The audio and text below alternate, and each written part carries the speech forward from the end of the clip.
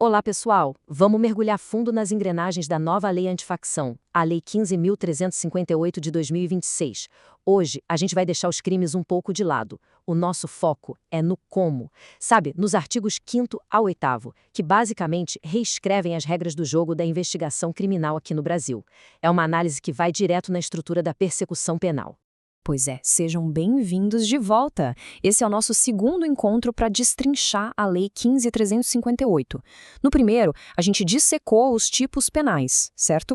Agora a conversa é outra. A gente muda o foco do o que para o como. Ou seja, como é que o Estado vai, na prática, investigar e levar esses crimes à justiça.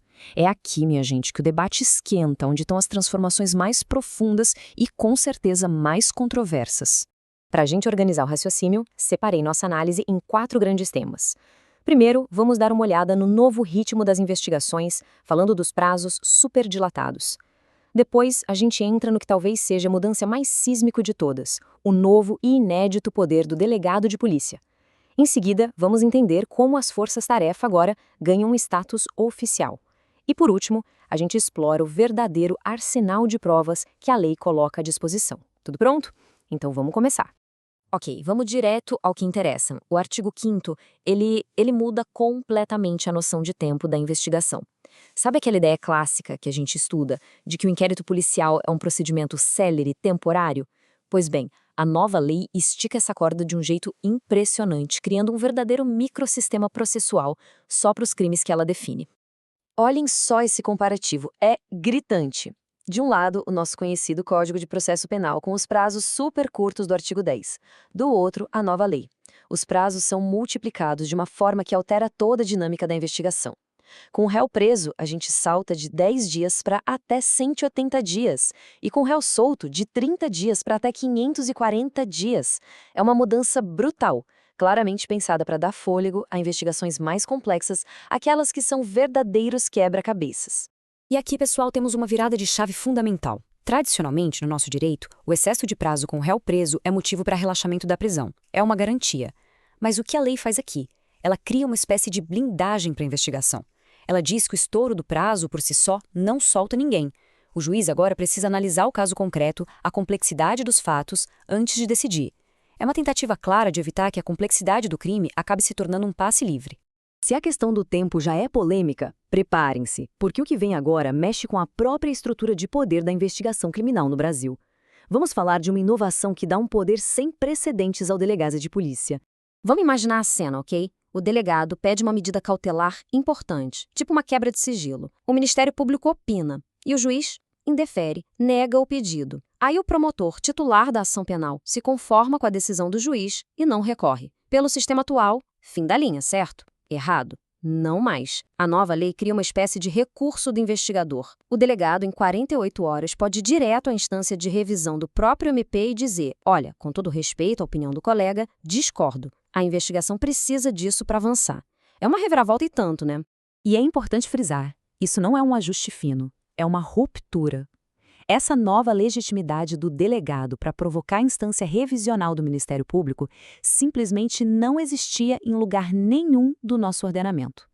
Não está no artigo 28 do Código de Processo Penal, que fala do controle do arquivamento, não está na Resolução 101/81 do Conselho Nacional do Ministério Público, é algo 100% novo.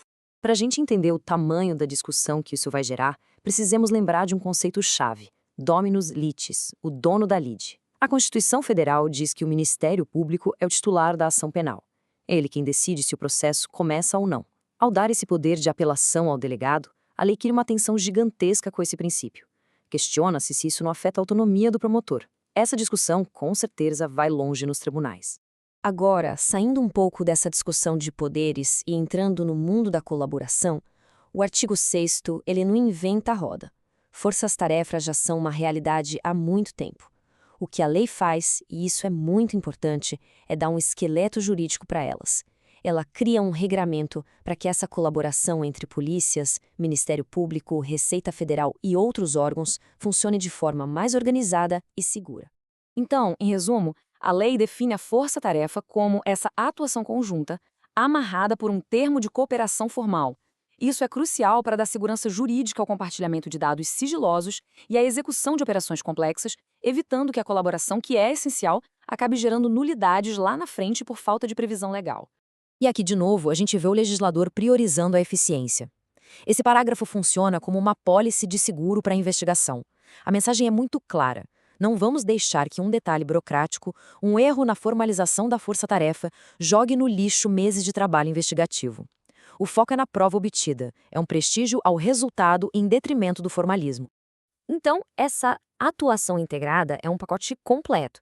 Tem a troca de dados, as operações conjuntas, o apoio técnico, mas o grande pulo do gato, na minha visão, está no último ponto: a previsão expressa de atuação transnacional e cooperação internacional.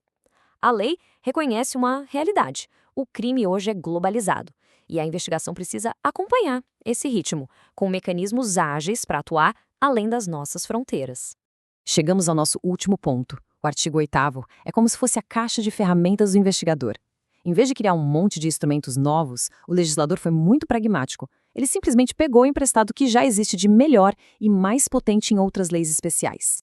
Basicamente, o artigo 8º funciona como um grande atalho. Ele diz: olha, tudo aquilo que vale para investigar organizações criminosas e lavagem de dinheiro, a partir de agora, vale aqui também. É uma técnica legislativa inteligente que dá aos investigadores, de forma imediata, acesso a um conjunto de ferramentas que já foram testadas e validadas pela jurisprudência. E que arsenal, hein? A gente está falando das ferramentas mais pesadas da investigação moderna, importadas da Lei 12.850, colaboração premiada, ação controlada, infiltração de agentes, e do lado financeiro, o poder de bloquear bens e afastar servidores públicos, que vem da Lei de Lavagem de Dinheiro. É, de fato, o pacote completo para desarticular e, principalmente, asfixiar economicamente esses grupos criminosos. No fim das contas, tudo se resume a esta grande questão: prazos maiores, mais poder ao delegado, proteção das provas. Todas essas medidas buscam uma coisa: eficiência.